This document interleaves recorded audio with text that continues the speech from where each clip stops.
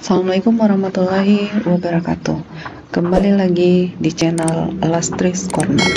Untuk video pembelajaran kali ini kita akan membahas tentang jaringan hewan. Nah, apa itu jaringan? Jaringan ini merupakan sekumpulan sel yang melakukan fungsi tertentu. Jadi kalau kita katakan sekumpulan sel, artinya lebih dari satu sel. Artinya, makhluk hidup yang hanya mempunyai satu sel, otomatis dia tidak mempunyai jaringan. Nah, untuk sel hewan, untuk jaringan pada hewan ini ada 4 bagian utama atau ada 4 jaringan yang menyusun tubuh hewan.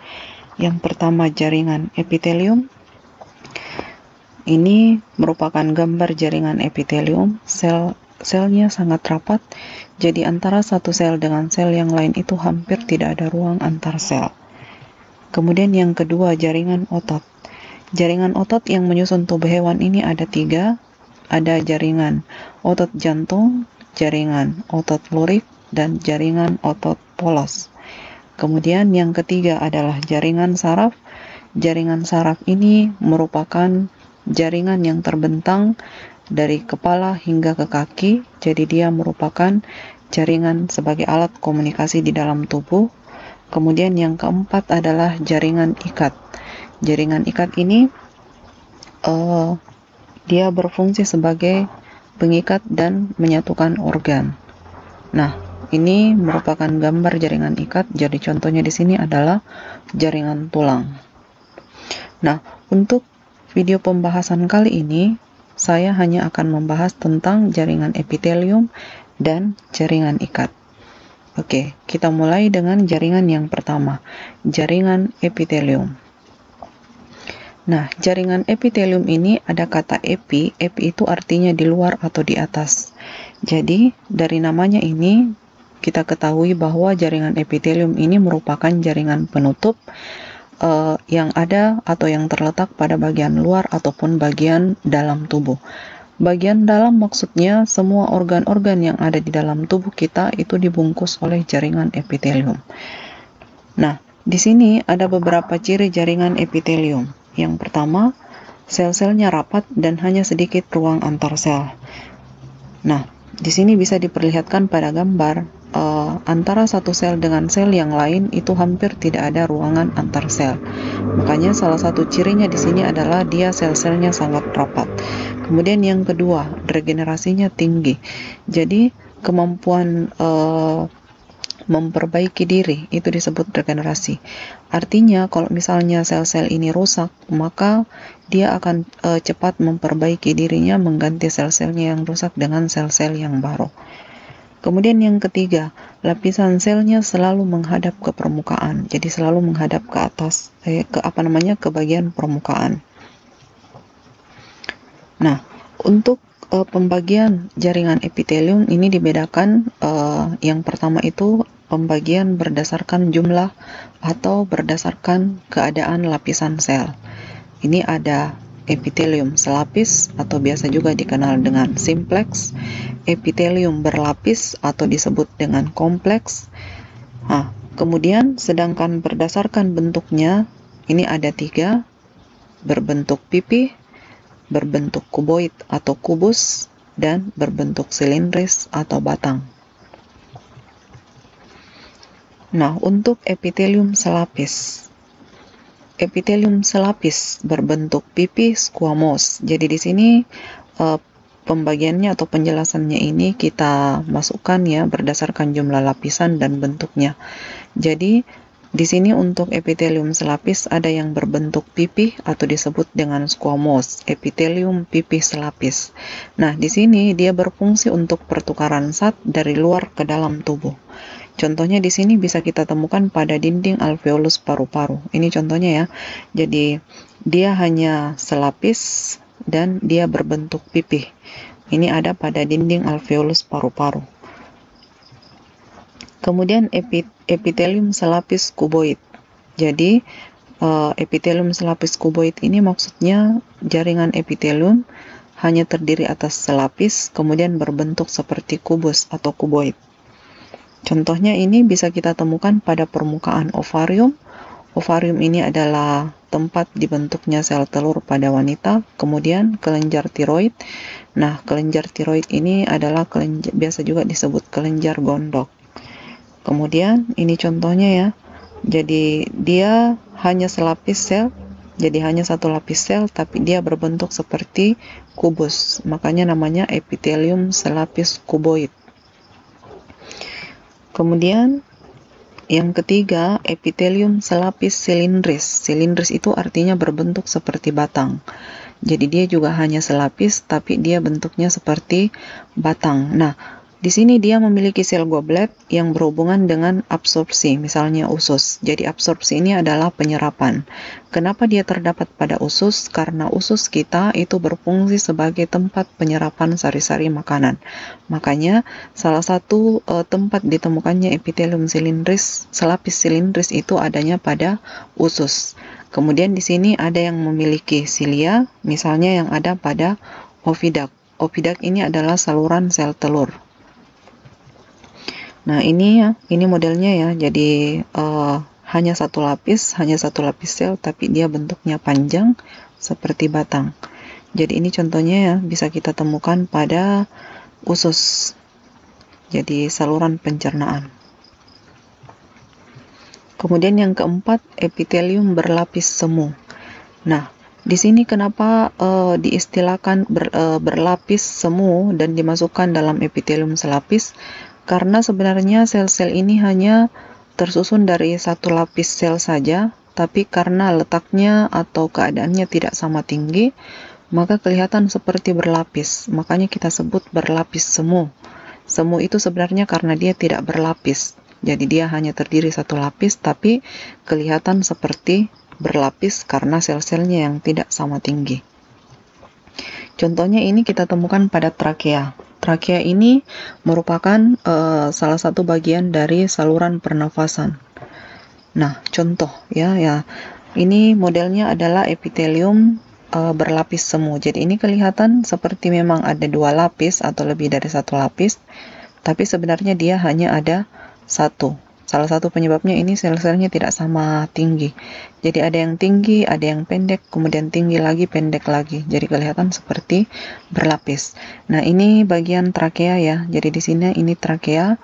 Disinilah kita temukan epitelium berlapis semu. Kemudian epitelium berlapis atau kompleks. Nah, yang pertama epitelium berlapis berbentuk pipih. Jadi di sini berlapis artinya lebih dari satu lapisan. Dia berfungsi sebagai pelindung dan menghasilkan lendir atau mukus. Contohnya kita temukan pada permukaan kulit, vagina, dan esofagus. Ini contohnya ya. Kemudian ini kita lihat ya, epitelium berlapis. Jadi dia bentuknya pipih tapi lebih dari satu lapisan. Jadi kalau yang tadi kita bahas itu dia hanya terdiri dari satu lapisan. Kemudian epitelium berlapis kuboid. Jadi berlapis lebih dari satu lapis, kemudian dia berbentuk kubus. Nah, di sini dia berfungsi sebagai pelindung dan berfungsi sebagai penghasil mukus atau lendir. Nah, contohnya bisa kita lihat pada kelenjar keringat dan kelenjar minyak yang ada pada kulit. Kemudian epitelium berlapis batang, jadi berlapis tapi dia berbentuk batang, berfungsi sebagai pelindung dan sekresi. Nah, yang disebut di sini dengan sekresi itu artinya pengeluaran. Ya, jadi pengeluaran zat-zat yang sifatnya masih berguna bagi tubuh. Kemudian yang ketiga, epitelium transisional. Transisi, peralihan. Jadi di sini kenapa dia dikatakan transisi? Epitelium ini dia cenderung bentuknya tidak tetap. Jadi kadang dia berubah sesuai dengan isi yang ada di dalam epiteliumnya. Contoh, ini bisa kita temukan pada kandung kemih. Jadi ketika jaringannya terisi urin, maka dia akan menggelembung sehingga menyebabkan bentuk epiteliumnya ini berubah. Tapi begitu cairan yang ada di dalam kandung kemih ini keluar atau habis, maka epitelium ini akan berubah lagi bentuknya. Jadi makanya dikatakan transisi karena jaringannya selalu mengalami perubahan. Ini contohnya ya, jadi kantung kemih itu yang ini yang warna orange. Jadi dia selalu berubah tergantung dari cairan yang ada di dalam kantung kemih.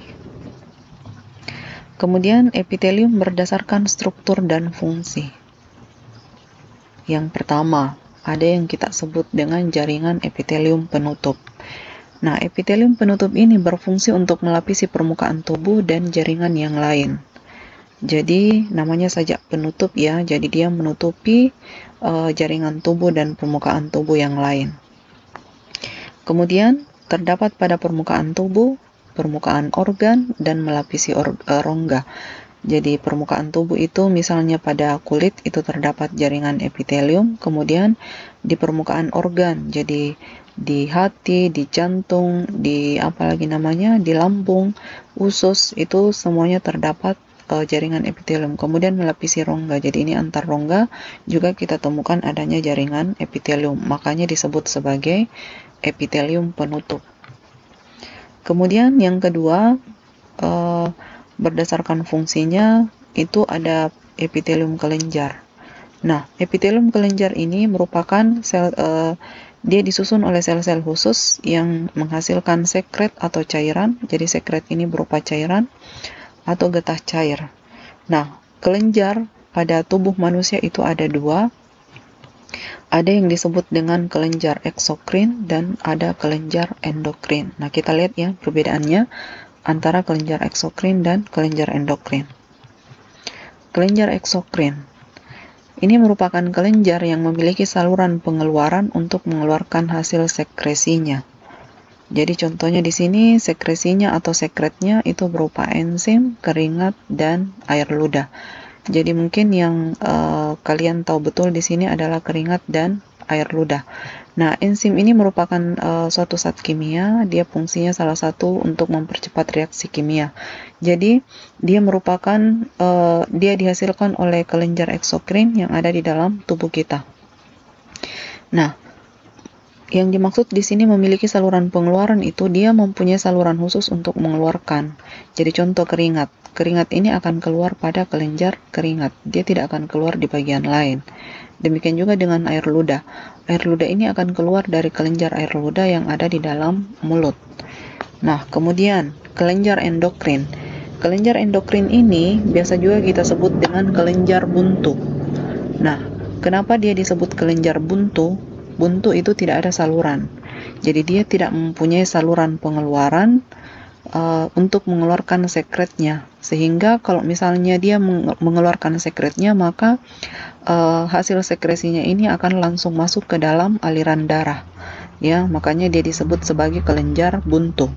Nah, sekret yang dihasilkan tadi akan langsung masuk ke pembuluh darah. Kemudian contohnya ya berupa hormon. Jadi kalau tadi di sini contohnya enzim, keringat, dan air ludah, kalau endokrin itu contohnya hormon.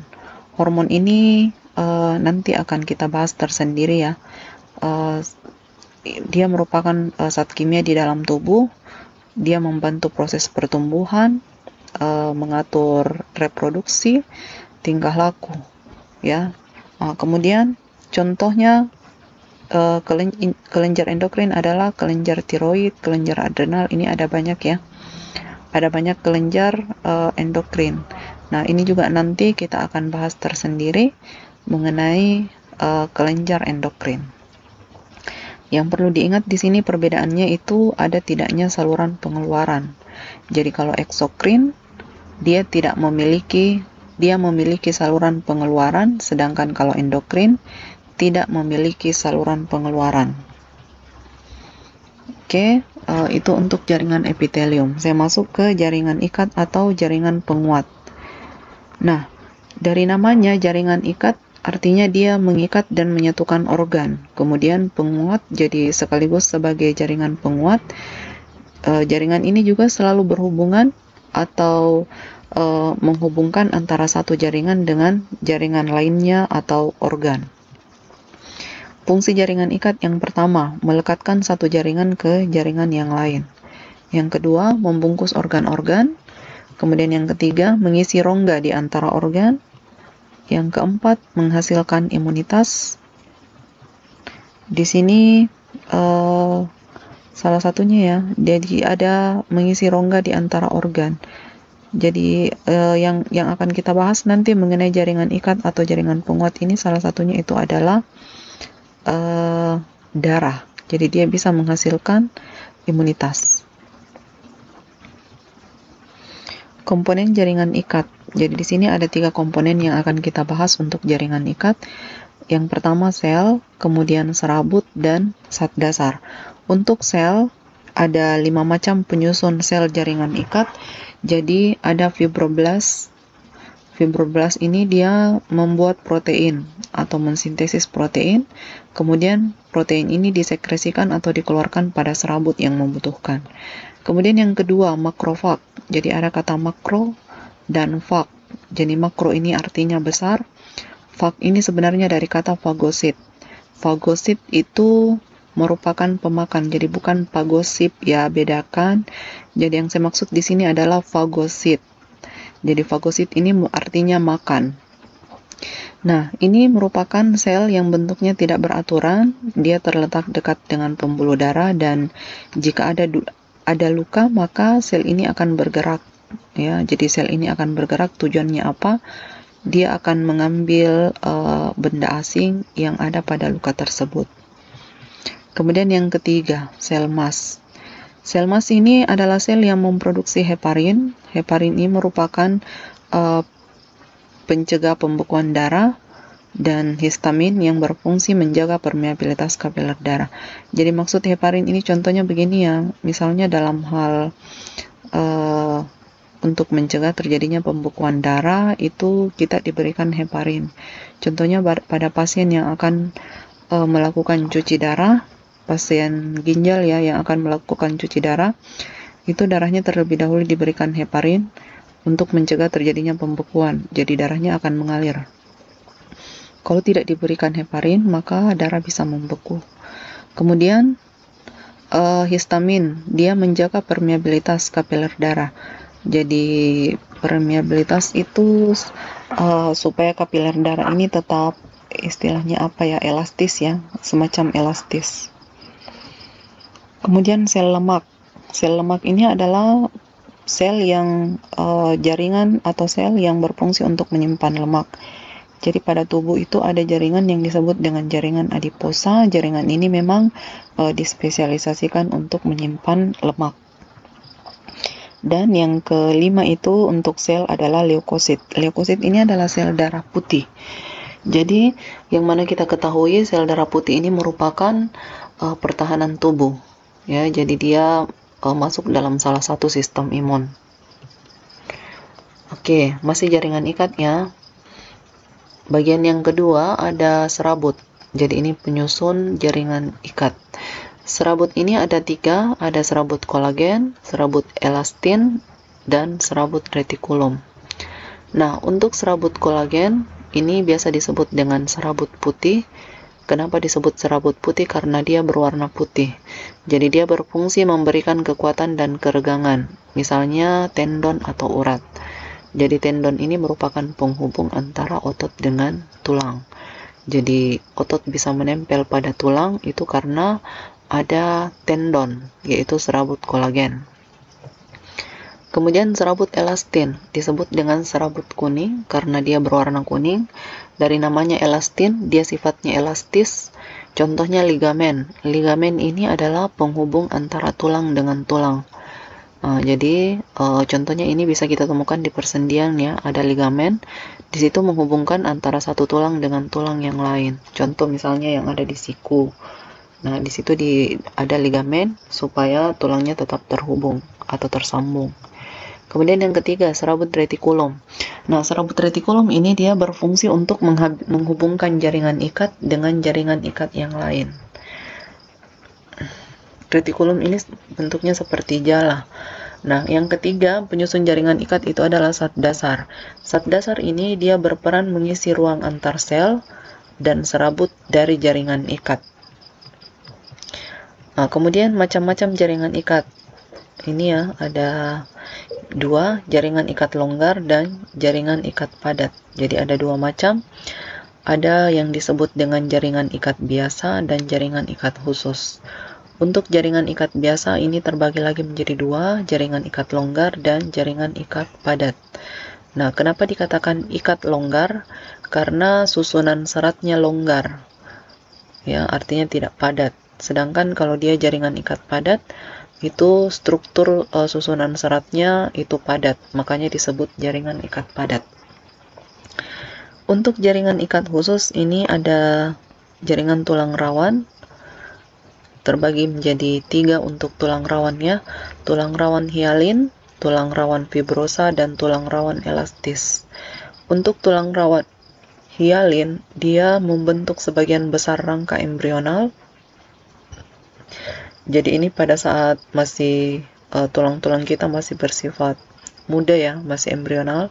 Kemudian tulang rawan fibrosa ini berfungsi untuk memberikan perlindungan, dan tulang rawan elastis, elastis lagi, ya, memberikan fleksibilitas.